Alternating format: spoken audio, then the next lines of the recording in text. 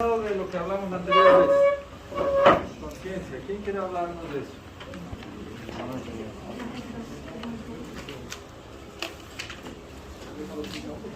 ¿Qué dice? La base de todo neuro. ¿Quién ha revisado algo? La percepción de sí mismo y de su medio externo. Pero el perro, ¿será que percibe a sí mismo? No. Percibe, por supuesto. Percibe el medio externo. Percibe. Lo que Doctor, no hace es la capacidad de interactuar. ¿Sí? Percibir es una cosa. ¿El girasol percibe el sol o no? Percibe. ¿Interactúa con él? No. ¿Por qué no? Porque no tiene sensitividad para eso. ¿Pero interactúa con el sol o no? Sim, ¿Qué porque hace move, cuando sale el sol? move conforme- ¿Cómo? Se move conforme o sol. ¿Se morre? ¿Qué es morre? Se Se mueve. mueve. Oh, ya. Se mueve cuando sale el sol y va para donde va el sol. Pero si yo pongo una luz artificial, hace lo mismo, ¿no es cierto? Entonces no interactúa, pero sí percibe. La percepción es algo diferente a la interacción. La percepción no cuenta como interacción. ¿Sí? Bien.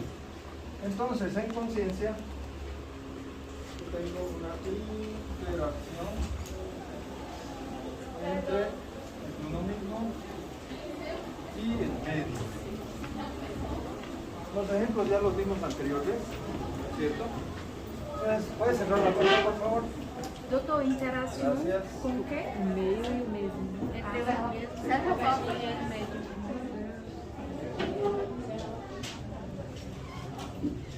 ¿Cómo dijo? Interacción. Bien. Entonces, de eso depende que yo voy a buscar en el paciente. ¿Sí? Yo voy a ir atrás del examen neurológico. ¿Qué creen que significa examen neurológico? No es el primer examen parcial. ¿Qué será el examen neurológico? Sería una secuencia de testes para verificar la capacidad neurológica del ¿Tú has paciente. entendido lo que dijo? Di la verdad porque vas a tener que explicar. Ya. Intentemos hablar y comunicar de cierta forma que todos comprendamos bien. Entonces, secuencia de tesis. Más No. fácil. ¿Cómo lo harías? ¿Qué es el examen neurológico? Una secuencia de testes que se hace para verificar el estado neurológico del Secuencia paciente. de tesis en español no hay. No Hay existe. clases en castellano. Una secuencia de preguntas. ¿Una qué? Pruebas. ¿Qué es secuencia? Es la verificación de funciones mentales, cognitivas, fuerza muscular, para Verificación, preguntas, secuencia. ¿Cómo resumimos, así como resumimos conciencia, cómo resumimos examen? Son preguntas secuenciales. ¿El examen solo son preguntas? O sea, ¿solo hay preguntas? Entonces no vale la pregunta. ¿Qué es el examen?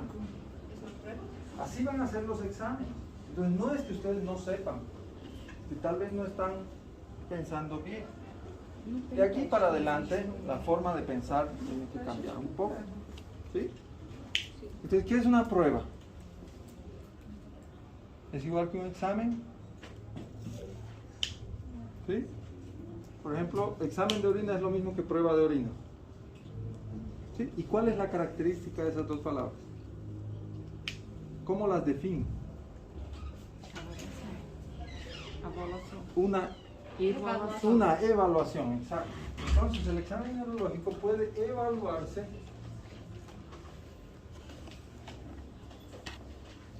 ¿en base a qué? ¿Cómo yo hago? Uy, eso sí está difícil. ¿Qué es un parámetro normal? Un parámetro normal del examen neurológico. Y si estoy ciego, soy anormal. Si estoy mudo, soy anormal. Entonces, ¿qué es normal? Según ustedes, estudiantes, vamos, ánimo. evaluar las funciones. Es difícil porque no estoy evaluando normalidad y no normalidad. Estoy evaluando un grado. Entonces, examen significa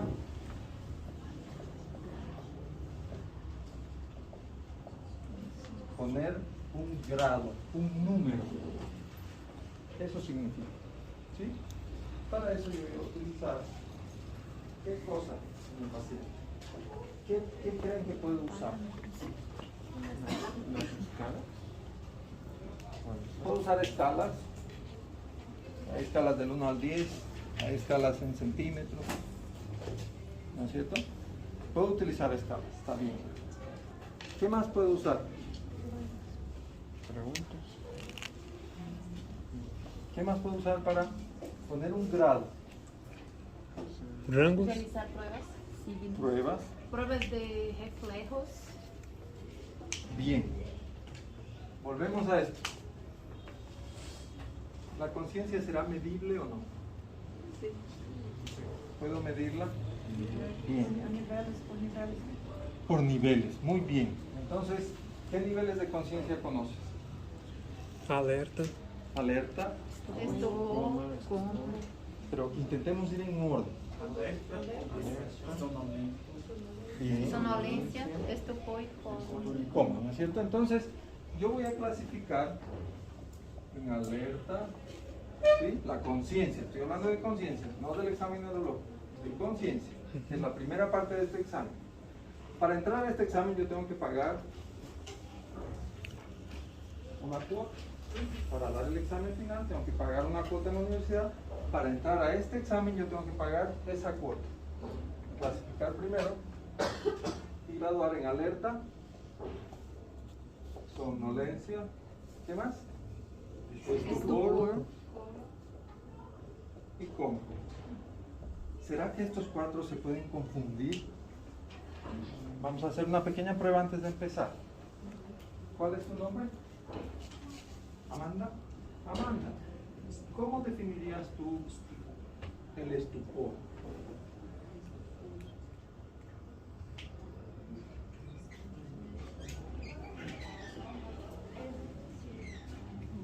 No te preocupes. No, te va a ir bien, tú no te preocupes. Tú di tus palabras. ¿Está hablando la compañera de ustedes? Por respeto tienen que escucharla. Gracias.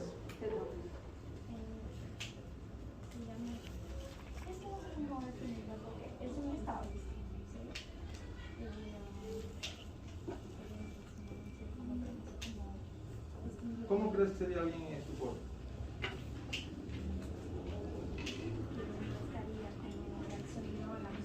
Que no está reaccionando. Muy bien. Está bien, ese es un concepto. Alguien que está en estupor no está reaccionando. ¿Cuál es tu nombre? Tarsila. Cuéntanos qué es para ti la somnolencia.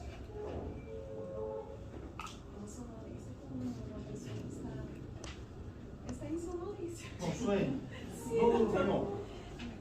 Sí, no está como nosotros, ni No, tranquila. Esto no es el examen todavía. No se preocupe. ¿Ya? Pero miren las dos definiciones. Son casi lo mismo. Este paciente no está bien. Eso era lo que sucedía. Venía el enfermero y decía, este paciente no está bien, este paciente está mal. Llegaba, recibía al médico de emergencia y decía, este paciente no está bien, listo. Llegaba el médico y decía, este paciente no está bien. Entonces pasaba al otro, este paciente no está bien. Pero no había una evaluación, una graduación, no se clasificaba ese paciente. Entonces el paciente podía terminar tanto muerto como vivo. ¿Sí? ¿Qué hace que algo sea una ciencia? Tiene que ser testada varias veces. Eso, tengo que obtener resultados con ciertas pruebas. Muy bien.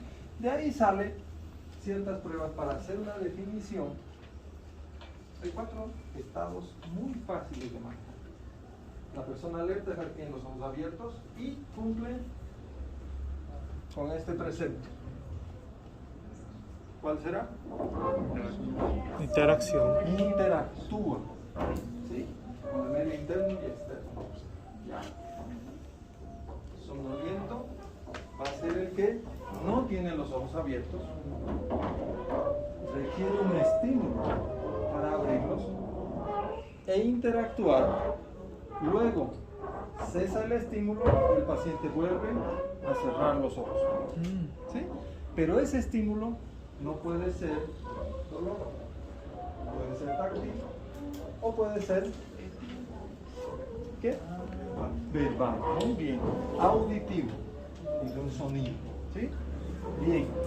Entonces ya definimos dos. Miren de fácil que es hallar definiciones. Entonces ya no se van pareciendo tanto. El tercero, el estupor, para poder calificar, tiene que hacer esa interacción, ¿sí? Pero no la hace ni espontáneamente, ni la hace con el estímulo verbal, sino Doloroso. con el estímulo del dolor. ¿Sí? Yo tengo que realizar casi una lesión Doctor. para que éste pueda interactuar. Una vez retiro el estímulo de lesión, vuelve a apagar el paciente, vuelve a cerrar los ojos. ¿Y el coma qué diferencia tendrá con los ojos? ¿Cuál es tu nombre? Andrea, ¿Cómo es Andreas? el cómo está una persona no reaccionando al estímulo. Responde, son estímulos Interactúa ali com estímulos? ni un estímulo. ¿No es Doctor, cierto? doutor, el término obnubilación sería un sinónimo de sonolencia? En castellano, obnubilación no tiene mucho, es muy ambiguo. ¿Sí? Sueño es, me hablan, despierto. Me dejan de hablar, me duermo. Estupor es, me estimulan con dolor, despierto. Dejo de la lesión, algo desagradable y vuelvo a dormir. La obnubilación puede ser un término mental, ¿sí?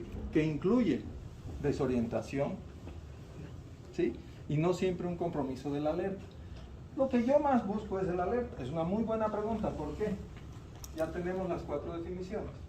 Entonces, esto es antes de entrar a esto. Doutor, Si yo interactúo, só uma dúvida. ¿cómo yo puedo llegar a esa interacción? ¿Cómo creen ustedes que yo puedo darme cuenta que aquí está muy caliente y necesito ventilador, alguien que prenda el ventilador? Si no lo hace nadie, yo voy. ¿Cómo hago eso? ¿Qué necesito para hacer eso? Venir y prender este botón. Voluntad. ¿Qué necesito? ¿Ah? Necesito primero a mi amiga Sara. ¿Quién será mi amiga Sara? Cuéntanos. ¿Cuál es su nombre?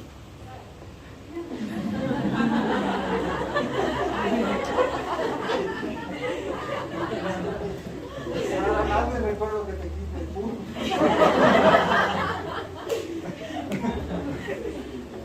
¿Qué es el sistema? Sara, por favor. Activador. Siempre pasa, en todos los años hay una Sara. Reticular ascendente. ¿Qué hará Sara? ¿A qué se dedica Sara? En el sistema nervioso central ella está en el tallo cerebral. Y ella permite que nosotros tengamos uno de los componentes de la conciencia que se llama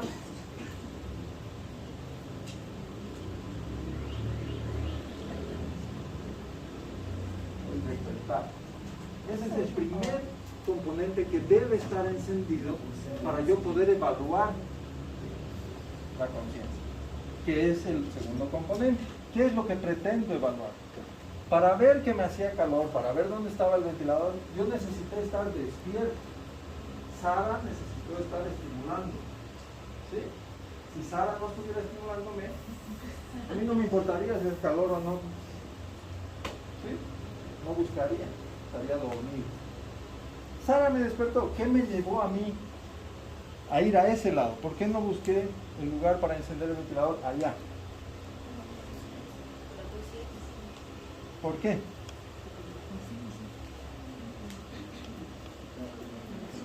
¿Por qué? ¿Por qué fui directo allá? A buscar. Bien, entonces, aquí viene lo importante. El primero es Sara, el segundo es Memoria. las funciones cerebrales principales o superiores. Entre ellas está el cálculo, la memoria, la abstracción, etcétera, etcétera, etcétera. Abstracción. ¿Cómo yo llego allá? Yo tengo que acordarme de que el ventilador siempre va a tener un switch. Difícilmente el switch va a estar aquí porque el de aquí es de la luz. Para eso necesito abstracción, darme cuenta de, primero, dónde estoy, qué significa esto, qué significa ir de aquí a allá. Yo no necesito mirar y decir, es un ventilador, debe tener un sistema eléctrico que lo alimenta, debe tener un ánodo, un cátodo, debe venir, no, eso se hace como automático. ¿Sí? Esas características y Sara son automáticas. Yo puedo moldear un poco esto con conocimiento, pero si yo tengo un bebé que nunca ha sido expuesto a ciertas cosas y yo lo expongo, resulta que algo dentro instintivo va a hacer que ese bebé vaya y realice esa operación. Por ejemplo, un adulto que ve una puerta, está con los libros y quiere abrir la puerta y no puede. El bebé, aunque nunca haya abierto una puerta, va a ir a abrir la puerta. Gracias. Eso está grabado en el sistema nervioso central y forma parte de la conciencia. ¿Sí? Claro. Una vez que yo tengo claro de qué se trata esto, yo puedo hacer un examen neurológico y evaluar lo que ustedes han dicho, usando técnicas, preguntas, tablas. ¿Sí? ¿Qué más? Reflejos. ¿Qué más? ¿Ah? Bueno, el examen físico está incluido en eso, ¿no? Entonces, esto, lo que yo tengo que hacerlo es igual que como yo analicé la conciencia, sistematizarlo. ¿Qué significa sistematizar? Que tiene que tener un orden. Un orden, muy bien. Para poder hacer un examen neurológico yo necesito tener un orden. No puedo empezar con el reflejo ciliano y terminar con la pupila. Tiene que haber un orden. No se olviden que los nervios craneales van del 1 al 12, no van del 6 al 4, van del 1 al 12. Tiene una explicación eso, es el origen. ¿Sí? La fuerza muscular de 1 a 5, de menor a mayor. Los reflejos también. Todo tiene un orden, está sistematizado para que nosotros evitemos saltar y olvidar algo. ¿Sí? Bien. Comprender esto también es importante. ¿Qué ocurre si yo hago reflejo luminoso en el ojo? ¿Encerrar el ojo? No. ¿Cómo? La pupila se va a contraer. ¿Sí? Hay un músculo que se llama músculo ciliar. Ese músculo ciliar, ¿cómo es posible que reaccione con la luz? ¿Acaso el músculo ciliar ve? Tiene que usar una vía aferente y una vía eferente. Una que lleve la información de la luz al cerebro a través de un nervio, le diga al cerebro que hay un estímulo luminoso y ese cerebro responda a través de otro nervio y le diga que se contraiga ese músculo. ¿Sí? Entonces una vez que yo comprendí y yo puedo usar dos nervios diferentes para un reflejo, yo puedo definir vías que van y vías que vienen. ¿Sí? Vías que avisan y vías que ejecutan. ¿Ya? Y por último, diferenciar motoneuronas. ¿Qué es una motoneurona? Una moto que va rápido a la moto. Una neurona que tiene función motora. Función motora, muy bien. ¿Cuáles serán esas neuronas? Superior e inferior. ¿Serán las neuronas que permiten ver? ¿Serán las neuronas que permiten oler? Generalmente son neuronas que permiten moverse. ¿Sí? ¿Y por qué dice diferenciar motoneuronas? Porque hay una superior y una inferior. Por ejemplo, si yo tengo un accidente de tránsito, en ese accidente de tránsito sufro una lesión de mi columna. Se parte en dos. ¿Sí? Y yo tengo, cuando llego al servicio de emergencias, hiperreflexia. Yo estoy comprometiendo una motoneurona. Pero si llego a ese servicio y tengo hiporreflexia, es otra motoneurona. ¿Qué valor tendrá eso? Porque com isso se pode saber qual foi danificada. De la médula para arriba, superior, de la médula para afuera, inferior. ¿Sí? Bien. Entonces es importante ver esto. Esto de las instancias, el estado mental también es importante, es obvio. ¿Qué significa estado mental?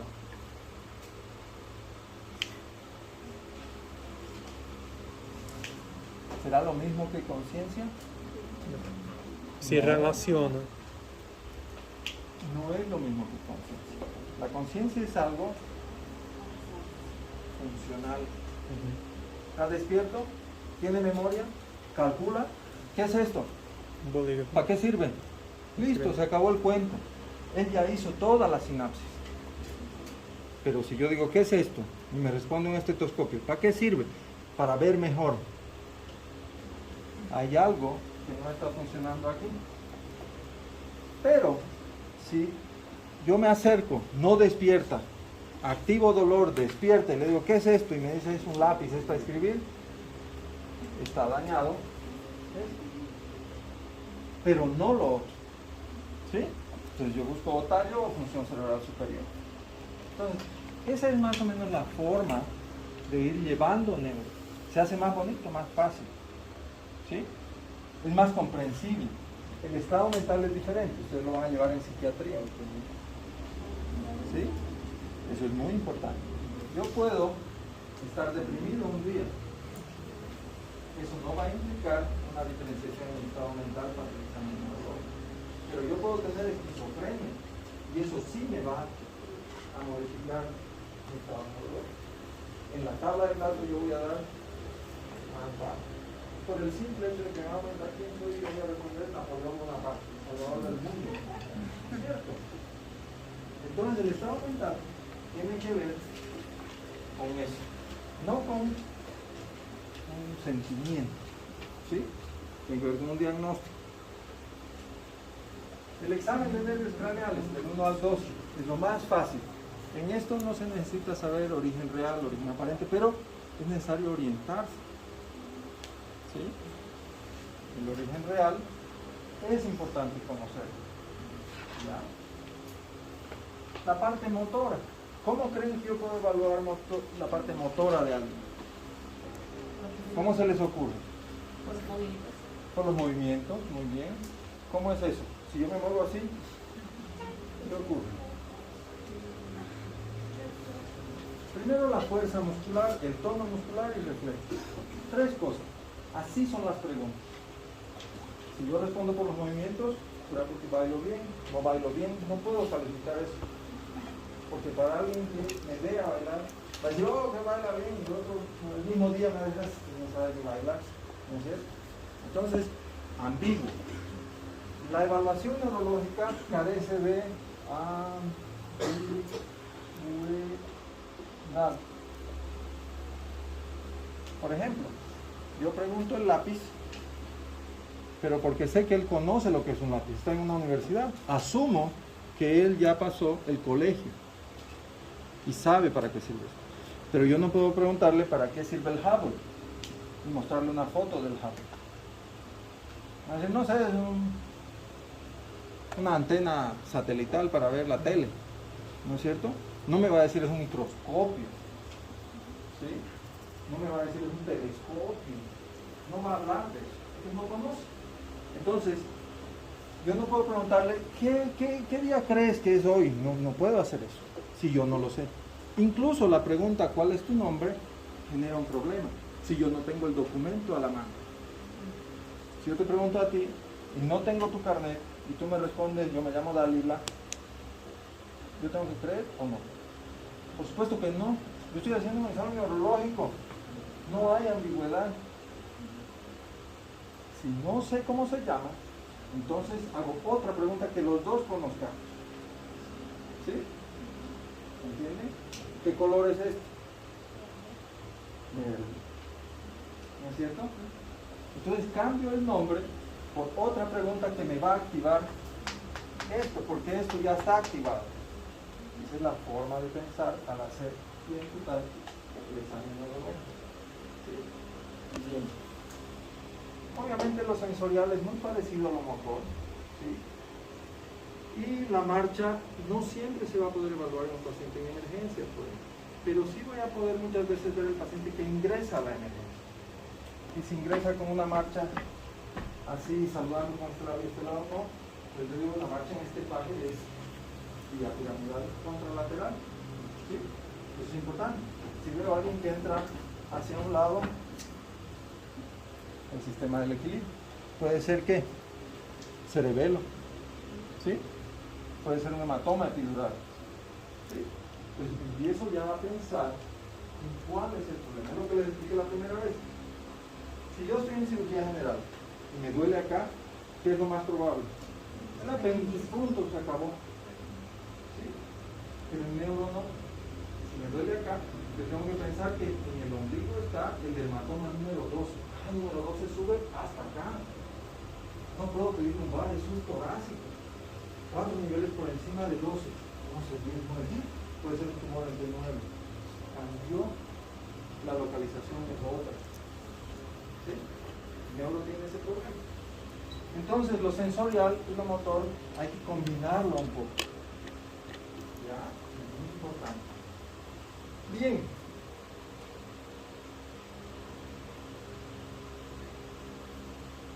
Si yo obtengo la información a mi forma, me gusta el desorden, ¿sí? Me gusta entrar a mi casa un día por la ventana, otro día por la puerta, otro día por el patio, otro día por el baño, ¿sí? Pero para el momento de describir la historia clínica, que es un documento, debo hacerlo en ese orden. ¿Ya? Bien. Entonces, este concepto de búsqueda sistematizada me permite, no solo porque a mí me dio la gana, porque es más bonito, no tiene que ver con eso. Tiene que ver que yo tengo un orden de revisión del sistema nervioso central, ¿sí? Que va desde la corteza hasta la motoneurona que va a ejecutar la inferior, ¿sí? Entonces tiene un orden. Si yo me salto ese orden, me va a ser más difícil llegar al diagnóstico neurológico. Ese es el problema. No es porque se vea más bonito el orden, no. Se puede hacer empezar para ser muy inteligente.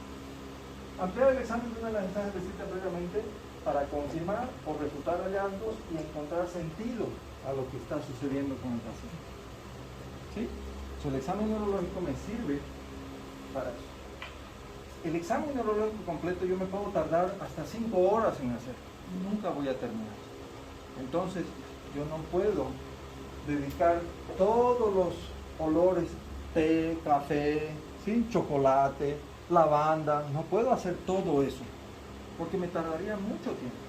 Pero el momento que yo encuentro un problema, un detalle pequeño, como por ejemplo el reflejo pupilar, yo voy a indagar más sobre eso y voy a ampliar el examen ahí. Eso es lo importante de conocer el examen neurológico y sistematizarlo. ¿Ya? Bien, lo que hablamos, la relevancia de cada cosa, no redundar en lo mismo, ¿sí? Redundar no solo significa volver a repetir, sino a veces se hace de forma no voluntaria. Por ejemplo, ustedes están en una visita médica y van a escuchar pupilas isocóricas. Eso es redundante. ¿Por qué?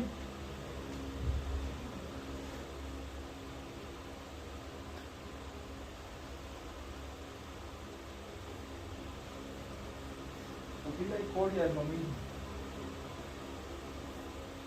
Entonces estoy repitiendo la palabra pupila 2 veces. ¿Sí? Estoy redundando en el examen neurológico. Entonces yo puedo decir pupilas simétricas o isocoria.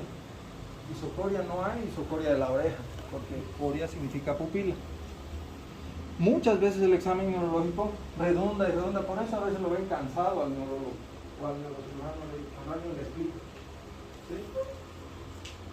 porque redunda mucho. Entonces, esto es importante, no demorar mucho el examen neurológico. Es muy importante. Bien, yo necesito esto. ¿Sí? Sin embargo, si yo no tengo esto, no tengo el conocimiento, es difícil que yo use la terminología correcta con el paciente e identifique realmente que el paciente está para hacer un examen neurológico. Hay pacientes que yo no voy a poder realizar un examen neurológico. ¿En quiénes, por ejemplo? El examen neurológico completo no le voy a preguntar, no le voy a pedir a un paciente que mueva la mano derecha si está, por ejemplo, intoxicado, ¿sí? A tal grado que está en estado de coma. Entonces yo debo simplificar eso. No significa que voy a levantar la mano y decir, no puedo examinar, llámeme cuando despierte el paciente. No puedo hacer eso. Voy a ir a la parte de reflejos. Pero no le voy a pedir, le voy a insistir en lo mismo. No hay que ser redundante en neuro. Entonces, conocer estas cosas me va a permitir ser más rápido. ¿Sí? Porque yo no estoy juzgando al paciente, solo estoy evaluando que esto sirva, que esto funcione. Y el Glasgow evalúa siempre la mejor respuesta, no la peor. Si con un lado yo de cortico y con el otro lado de cerebro, ¿cuál será que yo anoto? El que hace. El que de cortica, que es la mejor respuesta. No voy a anotar que de cerebro, aunque sea en el mismo paciente. Lo que yo estoy buscando es qué funciona y qué no. Y para que un lado de cortica y ese lado funciona. ¿Sí? Eso es lo que voy a anotar. Eso es bien importante también tener en cuenta. Yo voy a buscar lo mejor que puede dar en respuesta ese cerebro. ¿Sí? Bien. Esto de orientación, por ejemplo, es lo que yo les explicaba. Si el paciente no sabe su nombre, si yo soy un campesino de 60 años, llevo 40 años en el campo, tengo mis ovejas, tengo 2 vacas, me sé el nombre de mis vacas, llego al servicio de emergencia y me preguntan ¿qué fecha es? ¿Ustedes creen que me importa? No me importa qué fecha es. ¿Sí? Si me preguntan, por ejemplo, ¿quién es el presidente del país? No me importa. Eso no significa que yo tenga una escala de Glasgow menor. Significa que el examinador no está pudiendo ejecutar lo que dice abajo. ¿Comparado con qué? ¿Qué sabe el paciente? Y ahí viene la intuición también del médico, que eso hay que crearla poco a poco. En un niño sucede lo mismo. Yo no le voy a preguntar a un niño cosas que le voy a preguntar a un adulto, para verificar si está funcionando la abstracción, el cálculo. ¿Sí? Es muy importante también. ¿Sí? Cada paciente es diferente. Pero a mí no me interesa si el paciente sabe o no sabe, no estoy para juzgarlo. Lo único que yo necesito es obtener esto. Y a eso le voy a poner número, vamos a revisar Glasgow. O ustedes ya saben, y saltamos Glasgow. Bien. Entonces, a veces nos guían con esto. Por ejemplo, en lo de orientación. Orientado en persona. ¿Sí? Sabe su nombre y puede reconocer a sus familiares. ¿Sí? O, si ustedes ven acá, orientado en persona, es lugar, tiempo, espacio. ¿Sí? ¿Será que los dos son diferentes? No, porque usan lo mismo para encontrar las dos cosas. A mí no lo estoy juzgando, no me interesa. ¿Sí? Entonces yo puedo usar ambas cosas, pero si por ejemplo yo pregunto, no sabe su nombre, ¿sí? Y pregunto, ¿dónde estamos? Me dice un mercado, entonces debo volver a preguntarle el nombre. ¿Dónde estamos? No acierta, entonces me pregunto, ¿qué es esto? Una mesa. El hecho de que sepa que es una mesa y para qué sirve, no significa que esté dañado porque no sabe dónde está. Ojo, eso es bien importante. ¿Sí? Sin embargo, eso debe llevarme a mí a seguir indagando con el paciente. No significa que aprueba de uno, porque esto tiene que ser bien objetivo. ¿Ya? Tengo que conseguir de él yo algo que me diga que sabe dónde está. ¿Sí? Al final, si no sabe, hice todo mi esfuerzo, bajo un punto del grado, está desorientado. ¿Sí?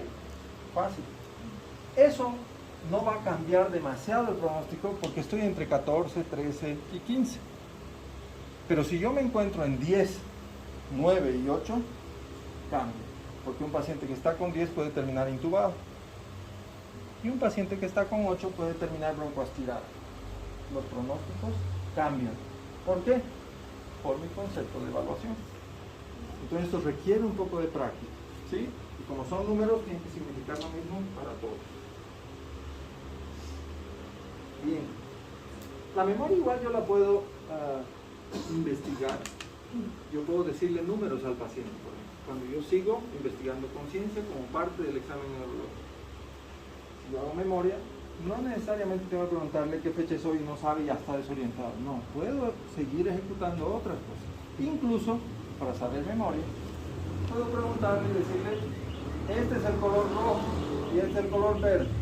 Entonces, si no charlando con nadie, le pregunto, ¿qué color es este dije? Negro. Algo anda mal. ¿Sí? Pero no necesité solamente clasificarlo porque no sabía la fecha. Tengo que seguir indagando, porque mi objetivo no es juzgarlo, es encontrar que esto esté funcionando. ¿Me da la mejor respuesta? Ah, no. Bien. El lenguaje es complicado, ustedes han visto. ¿Cuál es tu nombre? Marina. Marina. Marina intentó hablar en castellano y no entendí yo muy bien. ¿Será que eso es un problema del lenguaje? No. ¿Sí? No es un problema del lenguaje. Muchas veces aquí también ocurre de que yo voy a investigar a un paciente que habla quechua. Entonces, ¿qué hago en ese caso? Llame a la enfermera y no está la enfermera. ¿Qué hago? ¿Cómo hablo con ese paciente?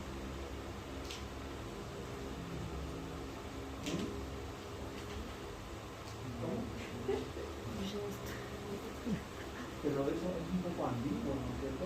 Porque yo puedo preguntarle, ¿cómo estás? Y él no puede hacer así.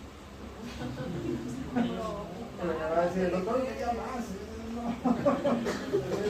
Entonces, está sujeto a interpretación diferente. Entonces, no estamos conectados en lenguaje.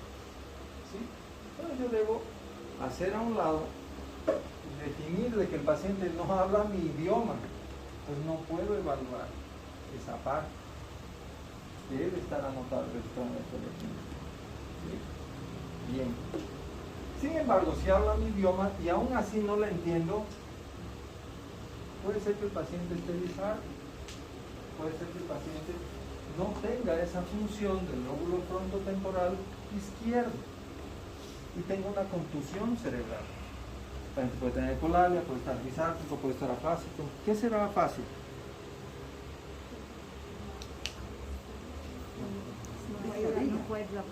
No habla, ¿no es cierto?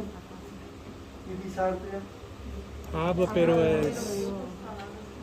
No puede siguen siendo ambiguos, a ustedes les encanta la ambigüedad. Hablas, pero no puedes comprender. No puede articular, entonces no se vuelve comprensible. ¿Sí? Una palabra, ¿sí? No se comprende. Está disartria. ¿Sí? Entonces, en comprensión de órdenes, yo también puedo evaluar el lenguaje. No se olviden que hay un área de Vermes en la parte posterior del temporal. Esa área de Vermes me permite que, si yo digo levante la mano, esa área va a interpretar y la va a llevar a un lugar donde se va a interpretar como una orden. ¿Sí? Sin embargo, yo también puedo dar una orden que no sea verbal. ¿Cómo creen que puedo dar una orden que no sea verbal? Esa es una orden. No le hablé. ¿Sí? No le dije, tome, agarre. Devuelvo. Le hablé. No le hablé.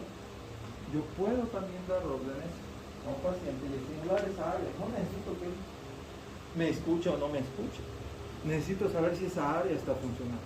Aunque sea sordo, no importa, aunque haya habido una explosión y haya roto los tímpanos. ¿Sí? ¿Está claro? Bien, yo sigo evaluando eso, me concentro en evaluar eso. Bien. Aquí está el área de Bernoulli. Entonces, si ustedes ven, para repetir una palabra escuchada, todo este sistema voy a usar. 1, 2, 3, 4. Pero para decir una palabra escrita y solamente leerla, solo uso área visual, ERNIC y área de ejecución, motor. ¿Sí? Entonces, esa es la forma que yo tengo que pensar de qué es lo que voy a buscar al paciente. Si yo hago leer algo, estimulo su área visual, el área de comprensión, y el área de emisión no se va a dar si no interactúa la motoneurona, no va a poder hablar. Todo lo que yo hago con el paciente tengo que verlo así, tengo que pensarlo así. No es para juzgar al paciente. ¿Sí? Bonita neuro, ¿sí o no? Sí. Solo uno responde así. Bien. Esto no me interesa tanto, pero el estado mental, esto es importante. Si ustedes ven, al reproducir algunas cosas, ustedes van a ver estos detalles. Por ejemplo, si yo estoy haciendo esto, ¿qué estoy evaluando? La percepción del cerebro, la parte sensitiva, ¿qué dedos estoy tocando? Y a veces ese hemineglect, que se llama heminegligencia corporal, puede estar presente en lesiones temporoparietales. ¿Qué significa? El paciente no se da cuenta qué dedo es cuál, de un lado y del otro sí. Eso también indica una lesión. Entonces, a veces yo puedo insistir con un paciente y solo usa una mano. Entonces, debo obligar a usar la otra mano. Entonces, vean que esto es comparativo. ¿Sí? Obviamente, como les digo, si yo voy a hacer todo el examen neurológico, no voy a terminar nunca. Entonces, debo ser bien objetivo en qué es lo que quiero. Si yo encontré una disartria, voy a hacer aviadococinesia, voy a hacer marcha, voy a hacer movimientos oculocefalógidos, ¿sí? Voy a buscar nistagmo. ¿Por qué? Porque estoy evaluando algo que ya vi que está dañado. Para que él no articule, algo de coordinación no está funcionando. ¿Sí? Entonces, voy a mi imagen de cerebro y ahí pienso. ¿Qué es lo que estoy buscando en este paciente? ¿Sí? Bien. Vamos a hacer pocos nervios hoy. ¿Sí? Ya deben estar cansados de la información. ¿No? ¿Seguimos? Bien. Primer nervio craneal. Olfatorio. Olfatorio.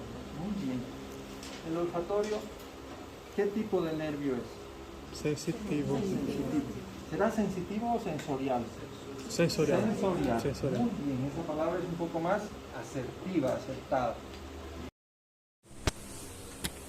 El estímulo nervioso, cambiando esos canales de calcio, potasio, sodio, y llevando el estímulo al lóbulo temporal y frontal. Es la corteza que se va a encargar de interpretar eso y darle sentido a eso.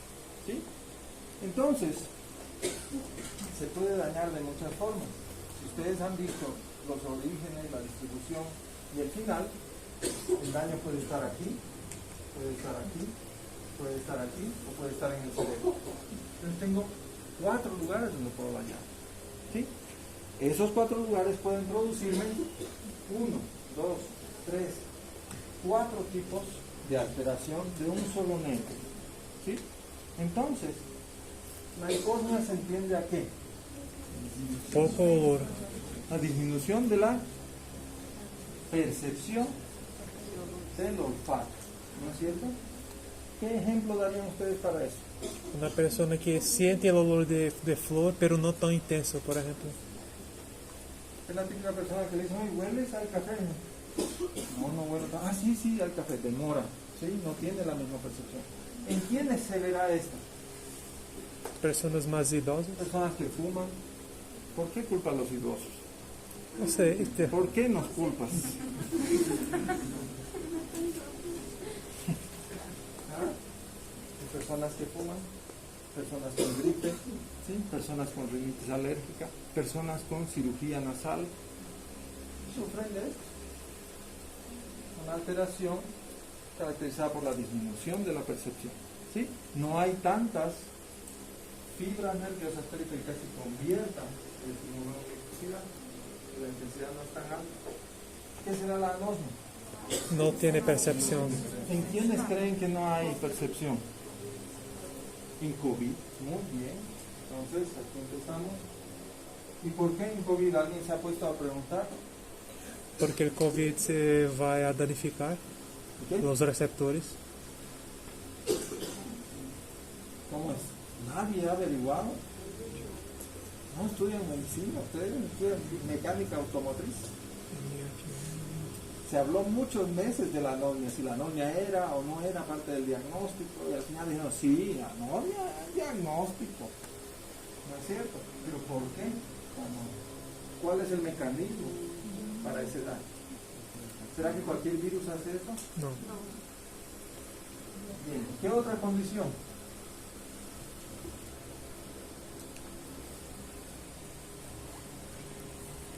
Ni una otra, solo el COVID quita el trauma.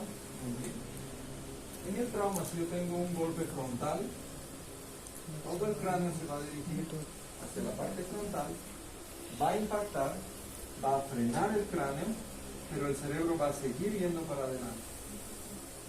Eso va a ser como si un arma cargara, ¿sí? Porque esto está pegado al cerebro, cargara esto y hiciera y anula todas estas vidas.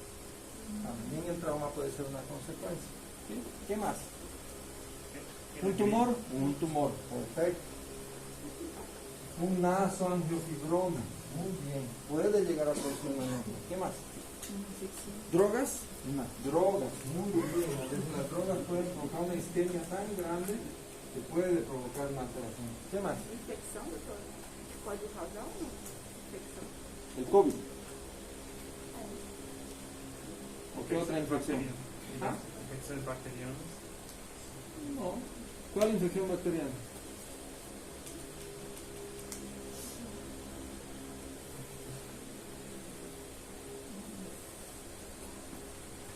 ¿Qué será una parosmia?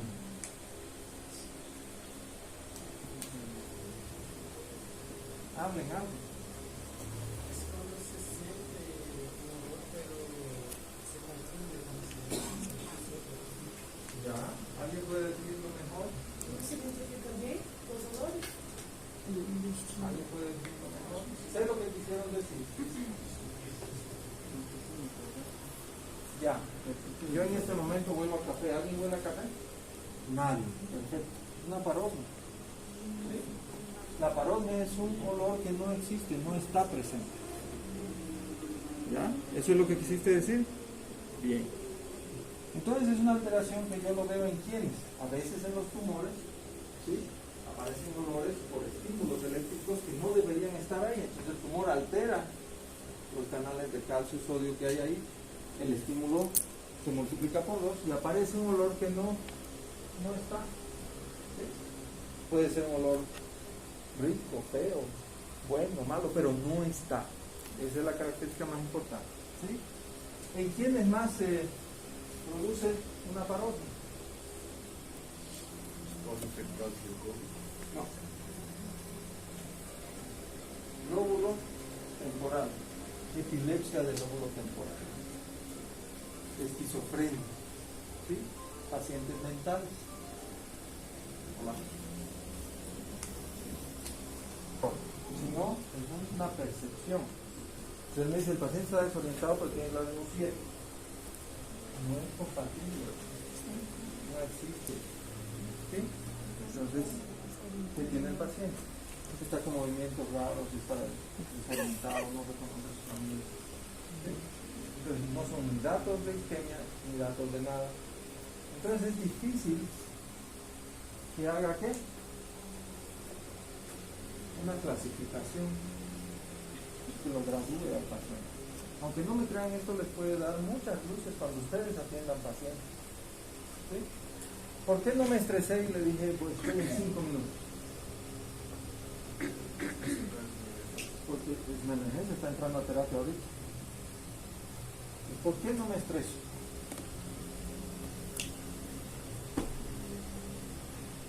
Para eso les estoy enseñando esto. 1. No está la vía piramidal comprometida. 2. no tiene alteración pupilar.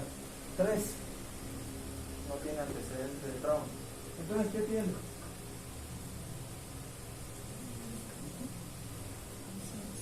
Dos cosas. HI, histeria o una intoxicación o un brote psicótico. Punto. Ninguno es una emergencia. ¿Está claro? Entonces, para eso les estoy enseñando esto. La localización neurológica es clave cuando ustedes van a ver a un paciente. Alguien se puede estresar por ustedes, está bien. Pero ustedes, si tienen el conocimiento, no se van a estresar. Ahora, si viene un paciente que todo el mundo dice que está bien, ustedes hacen reflejo pupilar y una de las pupilas está mal y habla 4 pendejadas, ustedes ya se alertan. Dicen, no, esto es sistema nervioso central. ¿Sí? Entonces, para eso sirve esta forma, este mecanismo sistematizado de ver los pacientes, de ver el paciente neurológico. ¿Ya? Bien. Entonces, ¿en quién es la parosmia? Pacientes con alteraciones de la vía nasal, sí, puede haber, pero es muy raro, pero generalmente son pacientes con alteraciones en la parte cerebral. ¿Sí? ¿Un tumor cerebral puede ocasionar eso? También. ¿Ya? Y por último, alguien que no habló, pero Sarcosmia. ¿Qué es? No se mire usted. Usted es la que sabe. ¿No sabe? No me acuerdo. ¿Pero y qué cree que es? ¿Qué le dice su intuición? ¿Y por qué hace eso? ¿Soy yo?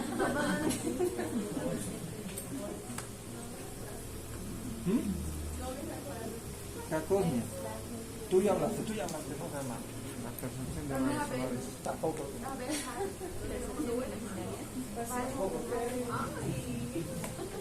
¿Qué significa? Cuéntame.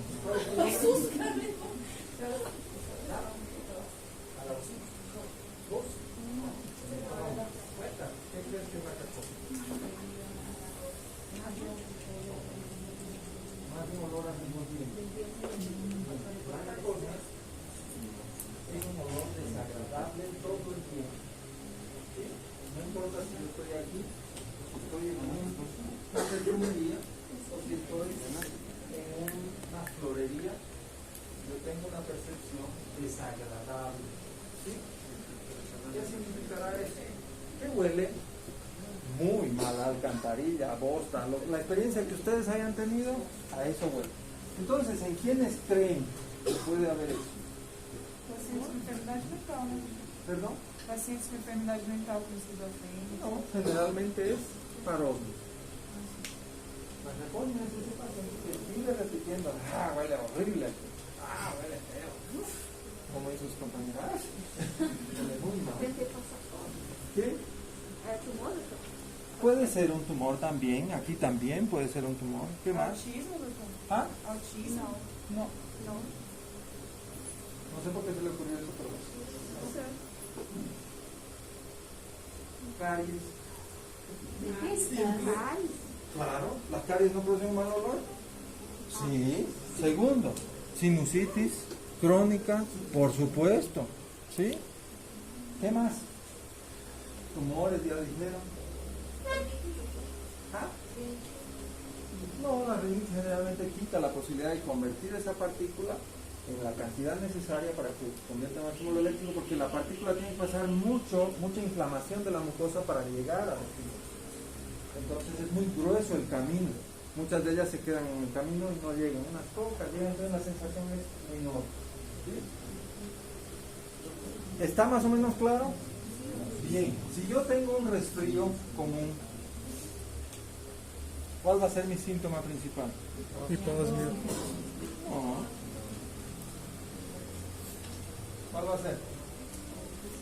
La falta de apetito. No voy a sentir los sabores. ¿Sí? ¿Por qué? Porque nadie va a andar con su café diciendo, huele. ¿Sí? Eso es muy importante. Yo puedo pasar por un lugar que huele mal y ni darme cuenta. Alguien que está con perfume, no sé, yo no estuve cuando se puso. ¿No es cierto? Entonces, es algo subjetivo el olor. Pero,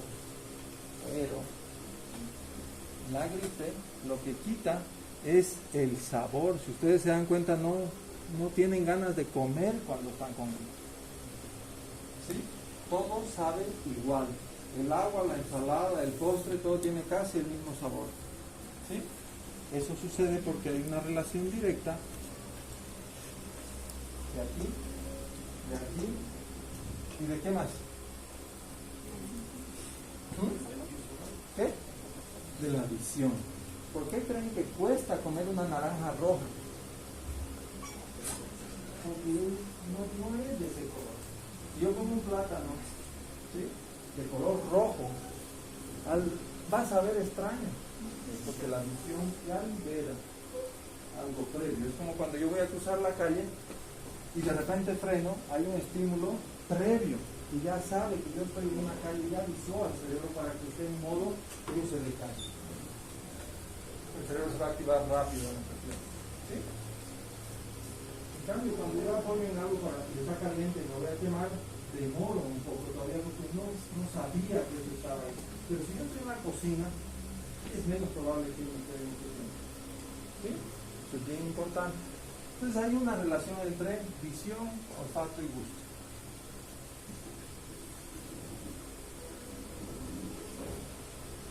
Este es el más bonito de todos.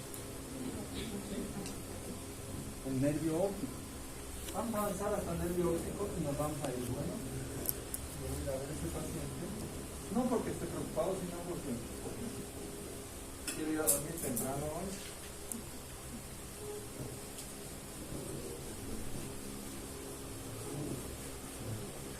Bien.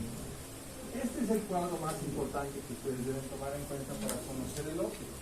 Yo creo que no se van a olvidar del olfatorio, después de cómo lo vimos. ¿Sí?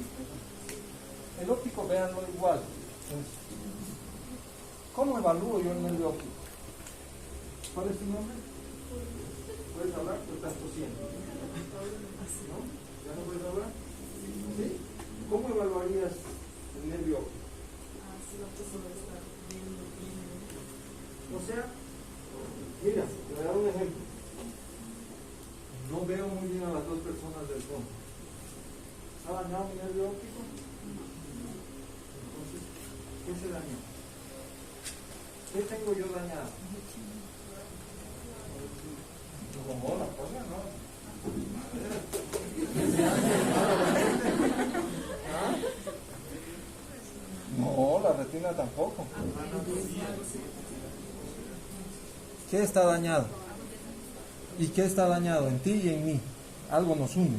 ¿Qué nos une? Nuestro daño de cristalino.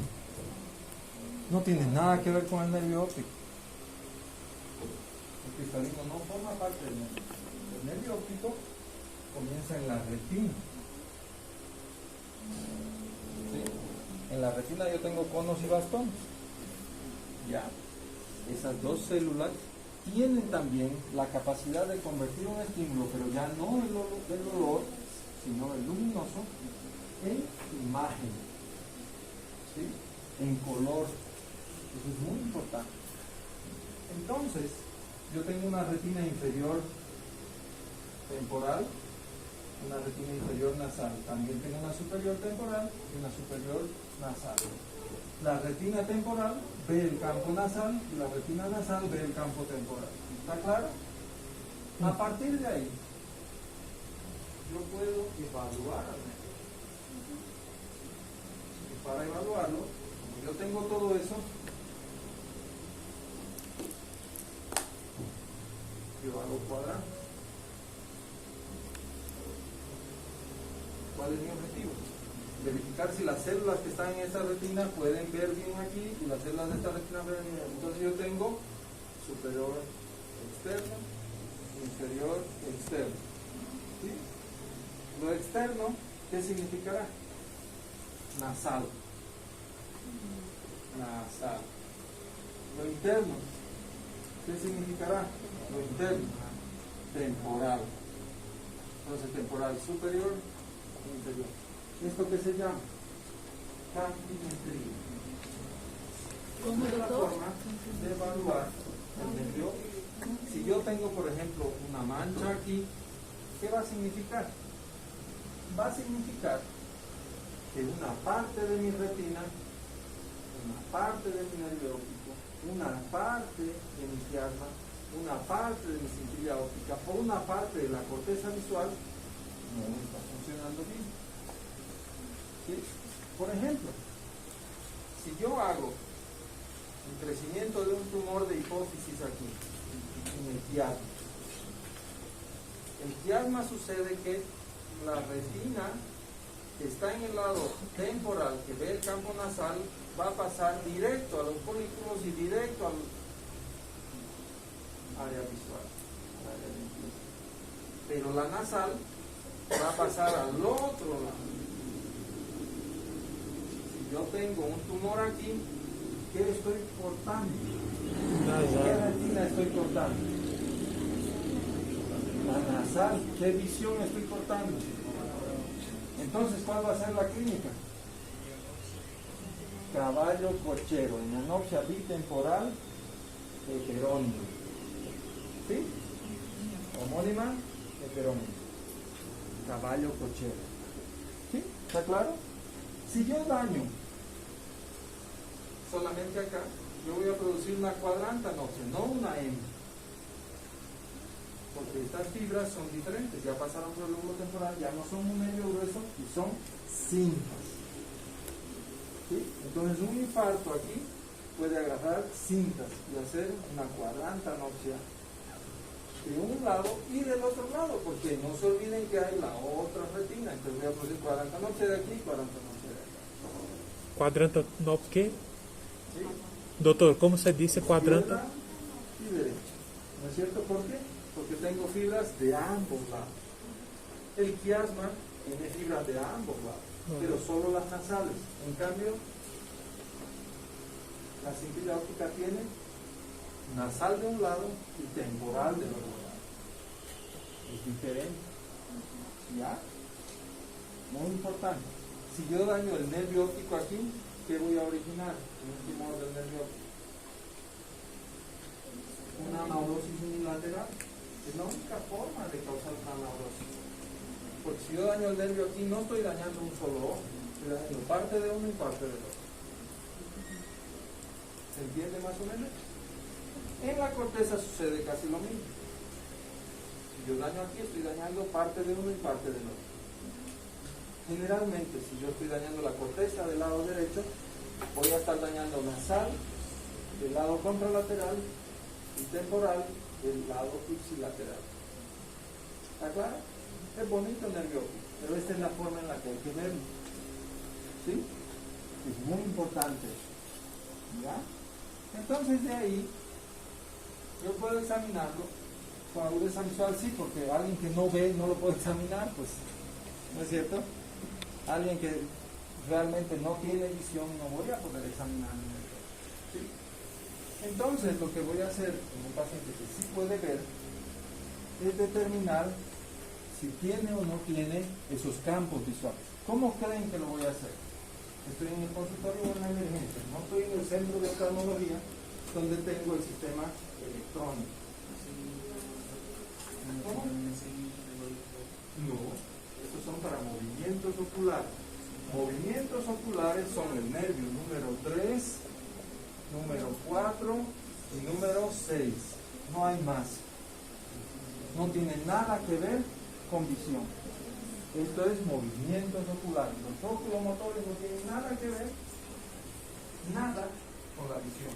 Eso es muy importante. También su pregunta, porque eso, aclararlo aquí les va a ahorrar mucho problema. ¿Sí? Entonces, yo hago ¿cómo se llama eso? Campimetría confrontacional. Yo cierro mi ojo contralateral al del paciente, el paciente cierra su ojo del lado derecho, yo cierro mi derecho, y yo me cierro mi izquierdo y empezamos a ver lo mismo. ¿Sí? La aparición de una imagen a este lado, la aparición de una imagen a este lado y a este lado. ¿Sí? Nasal interno, temporal externo. ¿Sí? Entonces yo empiezo a evaluarme y lo que yo veo tiene que ver el paciente. O no la hago confrontacional, sino me voy a molestar. por la molesta, ¿no? ¿No? Voy por detrás del paciente, ¿sí? Y voy a pedir que el paciente tape un ojo. Puedes obstruir tu ojo sin apretar, porque si yo aprieto, ¿qué va a ocurrir cuando suelto? Eso, entonces yo debo evitar eso. Yo lo único que necesito es oclusión, no apretar el ojo, ¿sí? En ese momento yo sé que está con el ojo izquierdo abierto. Entonces alguien que está delante mío me tiene que decir sí, está el ojo izquierdo abierto. Entonces le pido que ella solamente mire a un punto fijo. Mientras yo con el lapicero voy a, cuando vea el lapicero usted dice veo, ¿ok? Listo, entonces yo tengo el campo temporal superior evaluando la retina nasal inferior. ¿Sí? Lo mismo hago para la retina superior, la retina temporal superior, la retina temporal inferior. Esa es la campimetría. ¿Sí? Si yo dudo del paciente, sé que me engaña, entonces yo tapo mi ojo y tú tapas el mismo de este lado y hacemos lo mismo para ver los dos que vemos. ¿Sí? ¿Está fácil? Muy bien, disculpa. Entonces, el fondo de ojo es el examen que realmente me va a otorgar la funcionalidad del nervio óptico. ¿Ya? Si yo quiero ser más certero, yo puedo hacer incluso potenciales evocados, poner electrodos atrás y hacer un estímulo y ver cómo se perciben en la corteza cerebral, igual que un electroencefalograma. También puedo hacer eso. Los potenciales evocados pueden hacerse auditivos, también visuales. ¿Sí? Pero esta es la forma más rápida de hacerlo. Pero si yo sé lo que estoy evaluando, si no sé, no sirve de nada. Ya. Bueno.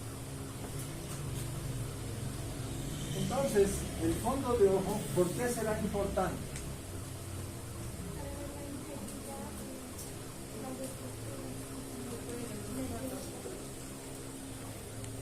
El fondo de ojo, ¿qué veo?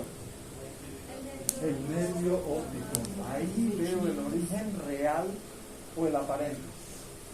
El aparente, porque el real son los conos y los bastones. Pero el aparente, ¿cuál será?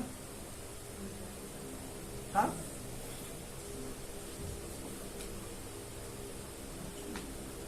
¿Cuál será? No lo tengo aquí, qué barbaridad. ¿Qué yo evalúo en el fondo de ojo? La papila.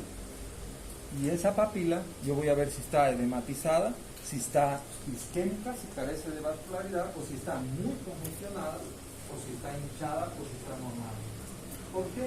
Porque la papila, en el fondo de ojo, es una comunicación directa con el cerebro. La madre recubre a todo el nervio óptico y esa es la parte donde todos los conos y bastones se juntan y van hacia atrás. ¿Sí? Entonces me sirve para ver si el nervio macroscópicamente está bien. ¿Ya? Bien. La agudeza visual vale, pero no es la principal. Yo no estoy enfermo del nervio óptico, acuérdense de eso. ¿Ya? Pero necesito tener una buena agudeza visual para que me evalúen. ¿Ya? Bien.